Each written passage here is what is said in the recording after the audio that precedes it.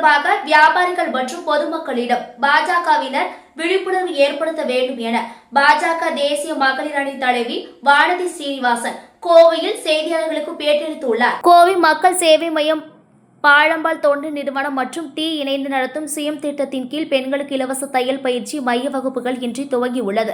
இந்த விழாவில் கோவை தெற்கு சட்டமன்ற உறுப்பினர் வானதி சீனிவாசன் சிறப்பு விருந்தினராக கலந்து கொண்டார். பின்னர் செய்தியாளர்களிடம் பேசிய அவர், நாடு முழுவதும் மக்கள் பயன்படுத்துகின்ற பயன்பாட்டு சாதனங்கள், பொருட்கள் என அனைத்திற்கும் அதிகமான வரி குறைப்பு செய்யப்பட்டு இருக்கிறது. அதனால் வாங்குவதும் பெறுவதும் என்பது அதிகமாக துவங்கும். இதன் வாயிலாக பொருளாதார வளர்ச்சி அடைய வாய்ப்புகள் உள்ளது. உலக அளவில் இருக்கக்கூடிய பல்வேறு நிதி நிறுவனங்கள் இந்தியாவின் பொருளாதாரம் GST வரி குறைப்பினால் அதிக வளர்ச்சியை நோக்கி செல்லும் என கணித்திருக்கிறார்கள். டீ ஸ்டால் இருந்து புடவை வரை 5% வரையாக மாறிவிட்டது. இதனால் தீபாவளிக்கு புடவை வாங்கும் பெண்கள் விலை குறைந்து இருப்பதால் கூடுதல் துணிகளை வாங்க முடியும். ஒவ்வொரு விஷயங்களையும் இந்த வரி குறைப்பு என்பது பலனளிக்கும் வகையில் இருக்கிறது. இதற்கு காரணமாக பிரதமர் நரேந்திர மோடி அவர்களுக்கும் நிதி அமைச்சர் நிர்மலா சீதாராமன் அவர்களுக்கும் நன்றி தெரிவித்துக் கொள்கிறோம். GST வரிகளை எப்படி இதை அமல்படுத்துகிறார்கள் என்பதை தெரிந்து கொள்வதற்காக பாரதிய ஜனதா தலைவர்கள் அந்தந்த பகுதிகளுக்கு சென்று கடைகளில் விழிப்புணர்வு ஏற்படுத்தி பார்வையிடுகிறார்கள்.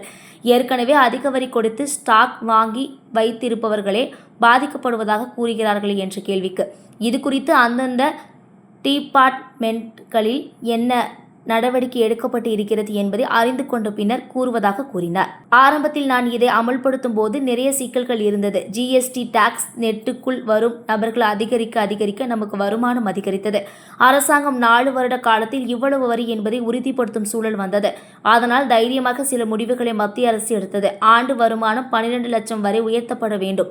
ஏனென்றால் வரி வருவாய் நமக்கு குறைந்தால் GST ரெவென்யூ வாயிலாக அரசாங்கத்தின் எந்த செலவையும் குறைக்க வேண்டிய தேவையில்லை. நாம் எங்கேயும் அடிவாங்க தேவையில்லை. நாம் கட்டும் வரிகளால் தான் இன்று நிறைய உள்கட்டமைப்புகள் வந்து கொண்டிருக்கிறது. GST இம்பாக்ட் சாதாரண மக்களுக்கு உடனடியாக தெரிய வரவில்லை. தற்போதுதான் தெரிய வந்திருக்கிறது. இனிமேல் தான் பொருட்கள் வாங்கும்போது அது தெரியும் என்று கூறினார்கள்.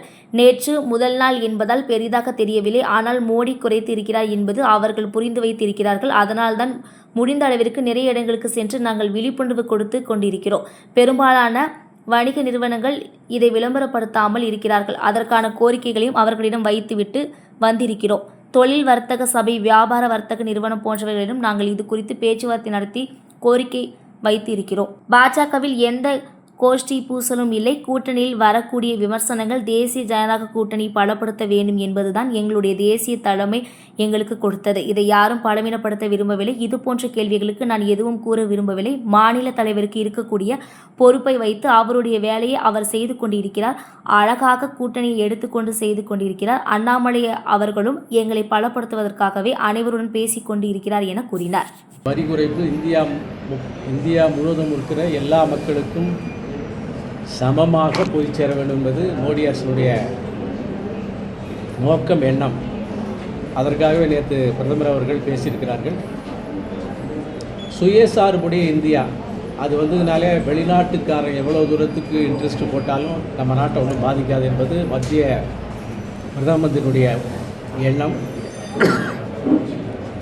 அந்த வகையில் தமிழ்நாட்டில் மாநில அரசுக்கு ஒரு கோரிக்கை வைக்கிறோம். GSTயினுடைய பயன்கள் மக்களுக்கு போய் சேர வேண்டும். இம்ப்ளிமெண்டிங் அத்தாரிட்டி மாநிலம்தான். ஆகவே ப்ரைஸ் வரி குறைப்பு, அந்த வரி குறைப்பை வியாபாரிகள் தங்கள் கையில் எடுத்துக்கொள்ளாமல் நுகர்வோருக்கு கொண்டு செலுத்துவதற்கு மாநிலத்தினுடைய நுகர்வோர் மந்திரி, கூட்டுறவு மந்திரி, ஃபைனான்ஸ் மினிஸ்டர் மற்றும் முதல்வர் அவர்கள் தனிப்பட்ட முறையிலே பார்வையை செலுத்தி இதை குறைக்க வேண்டும். இந்த பயன் மக்களுக்கு போய் சேர வேண்டும் என்பதற்காகத்தான் நேற்றைய நவராத்திரி தினமான நேற்றைய தினத்திலே பிரதமர் அறிவித்திருக்கிறார். இந்த GST குறைக்கப்பட்ட தகவல் அறிவிப்புக்கும் இது இம்ப்ளிமெண்டேஷன் இடையில 10 நாள் தான். அந்த அளவு மிக விரைவாக செய்யப்பட்ட வரி குறைப்பு இது. அதனால் மாநில அரசுக்கு ஒரே கோரிக்கை, இதை இம்ப்ளிமெண்ட் பண்ணுறதுக்கு உங்களுடைய அரசாங்கத்தின் முழுமையை செலுத்தி நுகர்வோரை பயன்பெற வையுங்கள். சார், இன்னும் நேற்றிலிருந்து அமல்படுத்திட்டாங்க சார். பட் இன்னும் ஒரு சில நிறுவனங்கள் வந்து இன்னும் விலையை குறைக்காம அதே விலையிலே விற்பனை செய்துட்டு இருக்காங்க. ஸோ இதுக்கு என்ன ஏதாவது கான்டாக்ட் நம்பர் மாதிரி ஏதாவது கொடுக்குறோமா? அதை நம்ம MLA சொல்லுவாங்க. அவங்க நம்ம நிதியமைச்சரோட நெருக்கமாக 2-3 நாளாக பிரயாணம் பண்ணிட்டு வந்திருக்காங்க. அதனால் அந்த விவரங்களை எல்லாம் எம்எல்ஏ சொல்லுவாங்க. ஊடக நண்பர்களுக்கு வணக்கம். நேற்று முதல் ஜிஎஸ்டி வரி குறைப்பு அமலுக்கு வந்திருக்கிறது. ஏதோ ஒரு பொருள் 2 பொருள் அல்ல, நாடு முழுவதும் அதிகமாக பயன்பாட்டில் இருக்கின்ற பொருளுக்கு அதிகமான வரி குறைப்பு நடந்திருக்கு. அதிலும் உணவுப் பொருட்கள், மக்கள் பயன்படுத்துகின்ற பயன்பாட்டு சாதனங்கள், எலக்ட்ரானிக் கூட்ஸு, இந்த மாதிரியான பொருட்களுக்கு அதிகமாக வரி குறைப்பு நடந்திருக்கிறதன் காரணமாக வாங்கக்கூடிய அந்த வியாபாரம் என்பது வாங்கிறது விற்கிறது அப்படிங்கிறது அதிகமாக நடக்க துவங்கும். இதன் வாயிலாக பொருளாதாரம் அதிகமான ஒரு வளர்ச்சியை பார்ப்பதற்கு வாய்ப்பு இருக்கிறது. இது ஏதோ மத்திய அரசில் நாங்கள் இருக்கிறோம் அதனால் நீங்கள் இதை சொல்கிறீங்க அப்படின்னா இல்லை.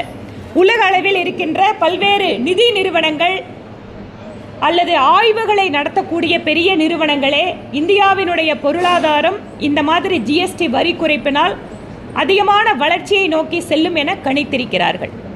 சரி, நம்மளோட ஏழை மக்களுக்கு அவர்கள் வாங்குகின்ற பொருளில், உணவுப் பொருட்களில் இவ்வளவு வரி குறைகிறது அப்படிங்கிற பொழுது எவ்வளவு வரி குறைச்சிருக்காங்க, இத்தனை நாள் நாம் வாங்கின பொருளோட விலை எவ்வளவு, நேற்றிலிருந்து இதனோட விலை எவ்வளவு, இதை பொதுமக்களுக்கு நாம் அதிகமாக எடுத்து செல்ல வேண்டி இருக்கிறது.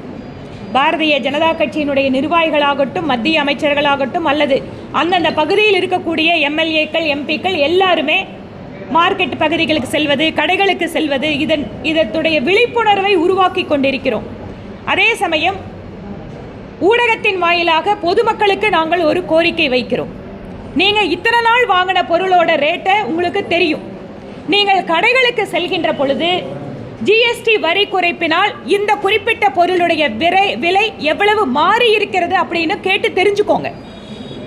இல்லைன்னா சில நிறுவனங்கள் ஒரே ரேட்டில் வித்துட்டு இருப்போம் அப்படின்னு சொல்லிட்டு அவங்க கேட்கறதுக்கு எதுவுமே இல்லைன்னா அந்த மாதிரி விற்கிறதுக்கான வாய்ப்புகள் உண்டு. நான் எல்லாத்தையும் இதை சொல்லலை. நிறைய வியாபார நிறுவனங்கள் அவங்க விளம்பரமே கொடுத்துருக்காங்க. பாருங்க, நாங்கள் இவ்வளோ விலை குறைச்சிருக்கோம், பைக்கு விலை இவ்வளோ குறைஞ்சிருக்கு, டிவி விலை இவ்வளோ குறைஞ்சிருக்கு, ஏசி விலை குறைஞ்சிருக்கு, வாங்கக்கூடிய மோட்டார் பம்ப் செட்டுகள், இதை விவசாயிகள் தயவு செஞ்சு கேளுங்க.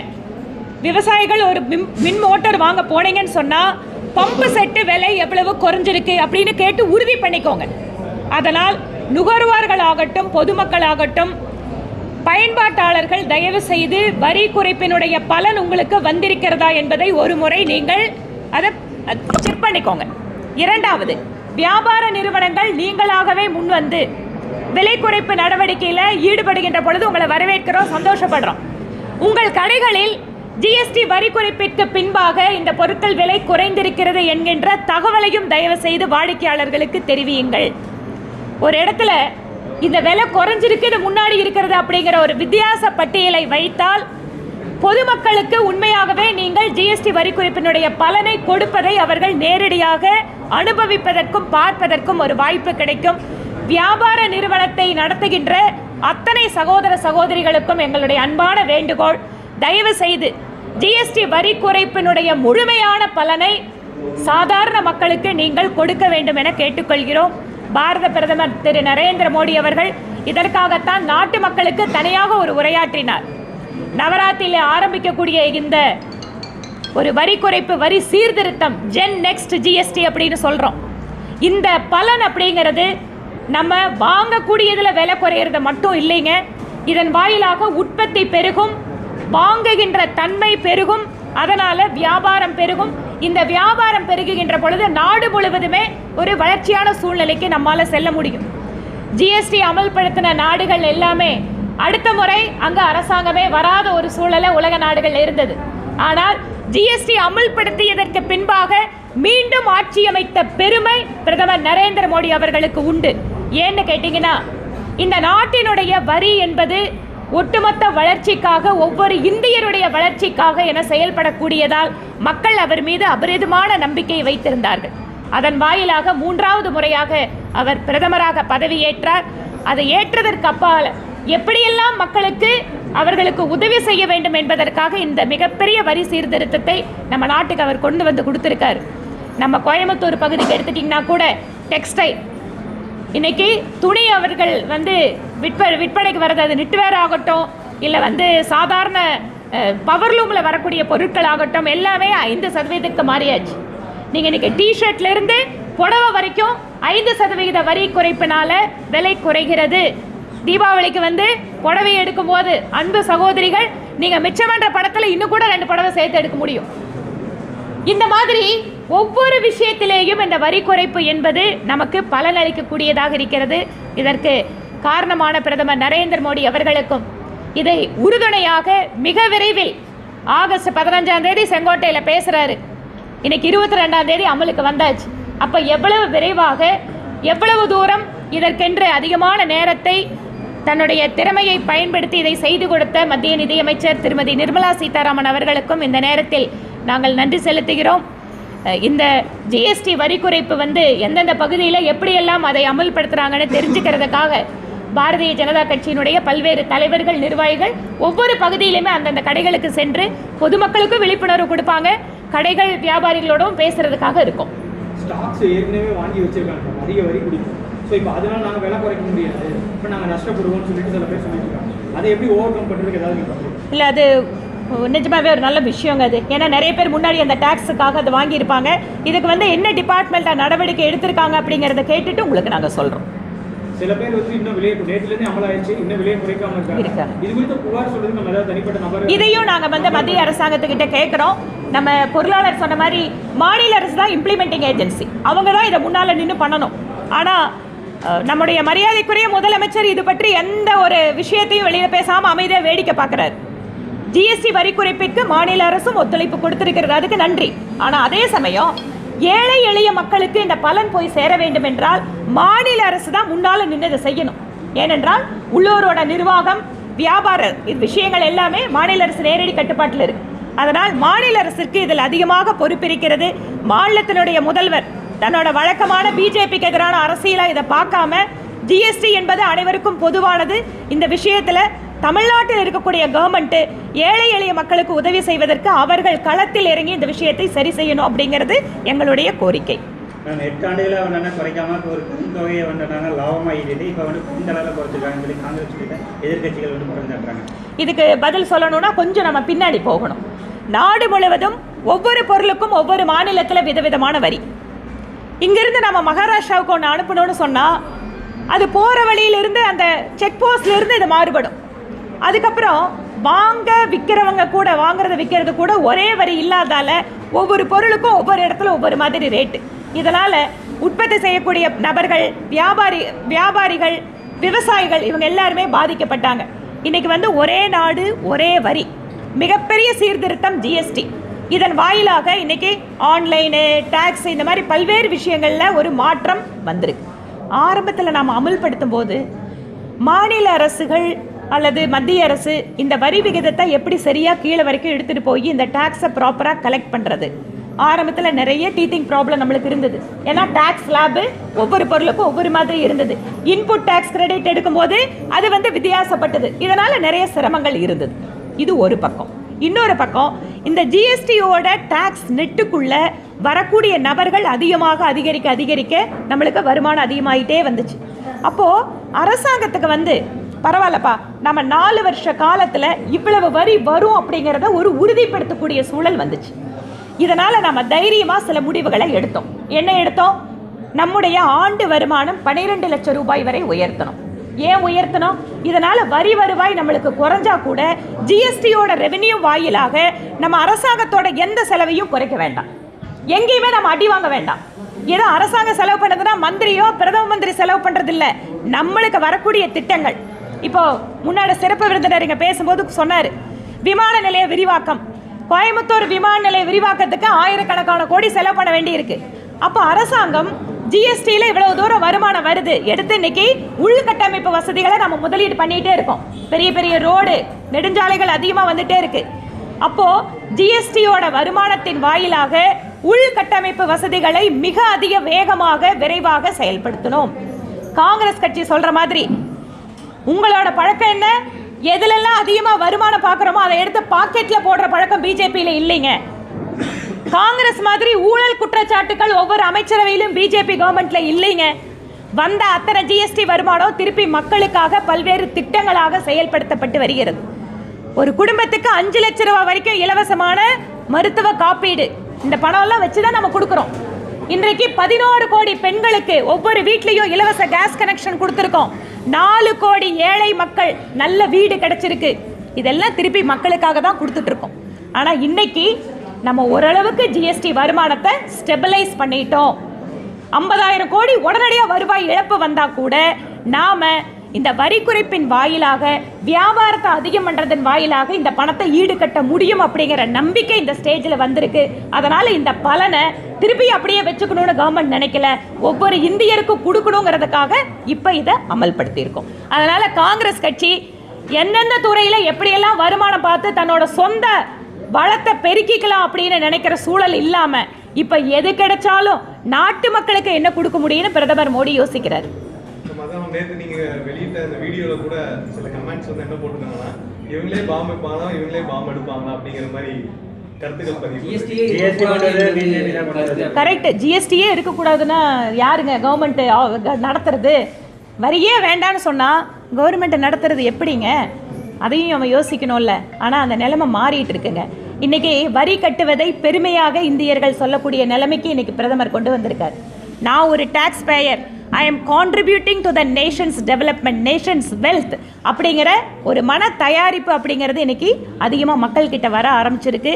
நம்ம வரி கொடுக்கறதுங்கிறது திரும்பவும் அந்த வரி நமக்கு பல்வேறு திட்டங்களாக நம்மளை வந்து சேர்றதுக்காக தான். அதனால் இதை பற்றிய புரிதல் இல்லாமல் இந்த கமெண்ட் போடுறவங்களெல்லாம் பார்த்தோம்னு சொன்னால் நம்ம மக்களுக்கு எதுவுமே செய்ய முடியாதுங்க. வீட்டில் உட்காந்து அரகோர அறிவோட ஏதோ ஒன்று போடணும்னு போடுறவங்க எப்பவும் போட்டுட்டு தான் இருப்பாங்க. அதனால் நான்லாம் எப்பவுமே கமெண்ட் எல்லாம் பார்க்குறதே இல்லைங்க. மக்களுக்கு என்ன செய்யணுமோ அதை செஞ்சுட்டு போயிட்டே இருக்கும். எதுங்க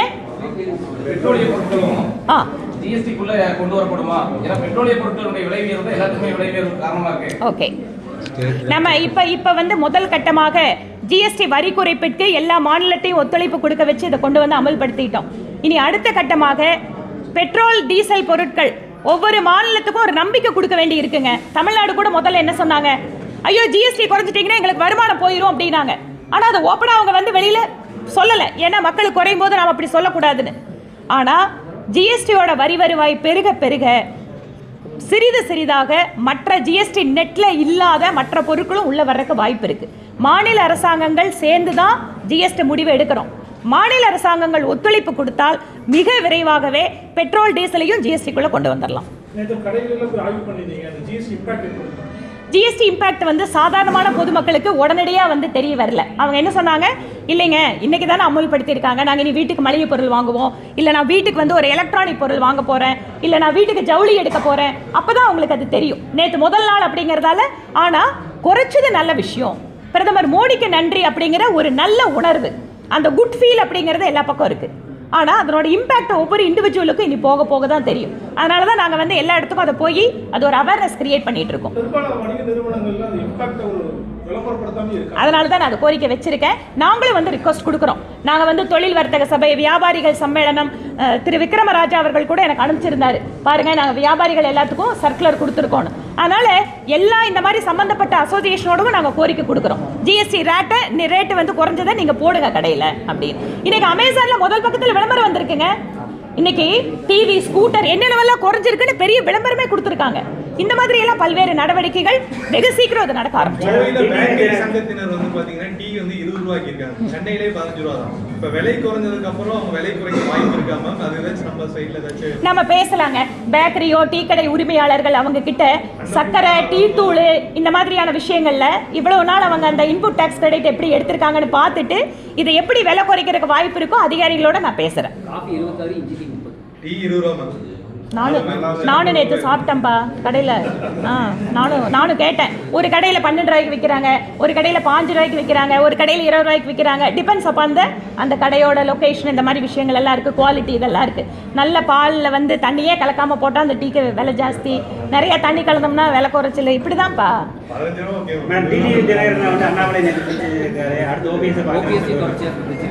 எனக்கு அதை பற்றின தகவல்கள் எதுவும் தெரியலைங்க. நான் வேணா கேட்டு தெரிஞ்சுட்டு உங்களுக்கு சொல்கிறேன். கூட்டணியிலேருந்து வெளியே போன வந்தனா ஒருத்தர் வந்தனா கட்சி நிர்வாகிகள் யாரும் பொறுப்புகளை பார்க்கல, ஆனால் வந்து முன்னாள் தலைவர் வந்தன போய் பார்த்துருக்காரு. எனக்கு அதான் சொல்கிறேனே, எனக்கு அதை பற்றின தகவல் எனக்கு தெரியல. நான் வேணா அதை கேட்டுட்டு உங்களுக்கு சொல்கிறேன். தமிழக தேர்தல்களும் தொடர்ச்சியாக நடந்துக்கக்கூடிய நடவடிக்கைகள்லாம் பார்க்கும்போது திமுக வர்சஸ் தாவேக்காண்டு தான் போயிட்டு இருக்கு. மற்ற கட்சிகள் எல்லாரும் ஓரங்கட்டப்பட்டார்கள் அப்படின்னு ஒரு கருத்து யார் சொல்கிறாங்க? விஜயே சொல்றாரு. விஜய் தானே சொல்லுவார், அவர் தாங்க சொல்லுவார். வேற யாராவது சொன்னால் பார்த்துக்கலாம். பொதுமக்கள் கருத்தும் அப்படிதான் இருக்கு. சரி, இப்போ நாங்கள் சொல்லட்டுமா? திமுகவுக்கு எதிராக திமுகவை வீழ்த்துகின்ற ஒரே சக்தி தமிழகத்தில் தேசிய ஜனநாயக கூட்டணி மட்டுமே. வேற யாராலையும் வீழ்த்த முடியாதுங்க. திமுகவை தோக்கடிக்கணும்னு சொன்னா அது அண்ணா திராவிட முன்னேற்ற கழகம், பாஜக, மற்ற கட்சிகளோடு இணைந்திருக்கக்கூடிய தேசிய ஜனநாயக கூட்டணி தான் வெல்வதற்கான ஒரே கூட்டணி. அதனால மற்றவங்க என்ன வேணா சொல்லிக்கலாம். பாஜக கட்சிக்குள்ள வந்து கோஷ்டி பூசல் இருக்குன்ற ஒரு கருத்து அண்மை காலமா இருக்கு. அதே வேளையில டிடிவி தினகரன் சொன்னாரு, இப்போ இருக்கக்கூடிய மாநில தலைவர் மைனா நாயகன் வந்ததுக்கு அப்புறம் கூட்டணி அவர் வழிநடத்த தெரியல, அண்ணாமலை போய் சிறப்பாக கொண்டு போனாரு சொல்லி அண்ணாமலை கொண்டாரு. அதுக்கு தகுந்த மாதிரி இன்னைக்கு அண்ணாமலை போய் டிடிவி இன்னைக்கு பார்த்துருக்காரு. இது எப்படி பாருங்க? முதல்ல நீங்க நிறைய கேள்விகளை ஒன்னா சேர்த்து கேட்டீங்க. கோஷ்டி பூசலுங்கிறீங்க, எந்த கோஷ்டி பூசலும் கிடையாது. இதோ என்னை விட சீனியர், இவர் வந்து என்னை விட அதிகமா வருஷத்துல இருக்காரு. அண்ணா சொல்லுங்க, நான் கோஷ்டி ஏதாவது இருக்காங்க? அவங்களுக்கு எழுதுறதுக்கு பாயிண்ட் ஒன்றா சேர்த்து எழுதுறதுக்கு பாயிண்ட்டுக்காக சேர்த்தீங்களா? அதனால அந்த கேள்வி பதில் முடிஞ்சு போச்சு. ரெண்டாவது இருங்க, முதல் கேள்விக்கு பதில் முடிஞ்சது, எங்க சீனியர் லீடரே சொல்லிட்டாரு. மாற்றி மாற்றி ஒரே கேள்வி கேட்குறேன். அதான் ரெண்டாவது கேள்வி. கூட்டணியில் அவர் ஒரு விமர்சனம் வச்சார் எங்கள் மாநில தலைவர் மேலே. அதுக்கு பின்னால் அவங்க கூட்டணியிலேருந்து அறிவித்து ஒரு சில விஷயங்கள்லாம் நடந்திருக்கு. எங்களை பொறுத்த வரைக்கும் தேசிய ஜனநாயக கூட்டணியை பலப்படுத்த வேண்டும் என்பது தான் எங்கள் தேசிய தலைமை எங்களுக்கு எல்லாத்துக்கும் சொல்லியிருக்கிற விஷயம். இதில் யாருமே ஒரு சில சின்ன சின்ன விஷயங்கள் வாயிலாக கூட இதை யாருமே பலவீனப்படுத்தக்கூடாது. அதனால் இந்த கூட்டணி சம்பந்தமானது, தலைவர்கள் கொடுக்கின்ற அறிக்கை, இதற்கெல்லாம் நான் வந்து எதுக்குமே ரியாக்ட் பண்ண மாட்டேன். இதை எல்லாத்தையும் எங்களுடைய தேசிய தலைமை பார்த்துட்டு இருக்கு. மாநில தலைவர்னு ஒருத்தர், அவருக்குன்னு ஒரு பொறுப்பு, அதோட அவர் டீல் பண்ணிட்டு இருக்காரு. உங்களுக்கு தெரியும், சட்டமன்ற குழு தலைவர், சட்டமன்ற உறுப்பினர், முன்னாள் அமைச்சர், நீண்ட ஒரு அரசியல் அனுபவத்தோடு இருக்கிறவர். அவரும் இதை ரொம்ப அழகாக எடுத்துகிட்டு போயிட்டு இருக்காரு. திரு அண்ணாமலை அவர்களும் தேசிய ஜனநாயக கூட்டணியை பலப்படுத்துவதற்கு அவராலான முயற்சிகளை பண்ணுறாரு. அவரோட ஃப்ரெண்ட்ஷிப்பை யூஸ் பண்ணுறாரு, அவரோட இன்ஃப்ளூயன்ஸை யூஸ் பண்ணுறாரு. அதுவும் எங்களை பலப்படுத்துறதுக்கு தான். அதனால் எல்லாரும் அவங்களுக்கான முயற்சிகளை பண்ணுறாங்க. நன்றிங்க. கல்வி நிதியில் தொடர்ச்சியாக அரசியல் செய்து கொண்டே இருக்கிறார்கள். இந்த கல்வி நிதியை வைத்து திமுக அரசியல் செய்து கொண்டிருக்கிறது. நன்றிங்க.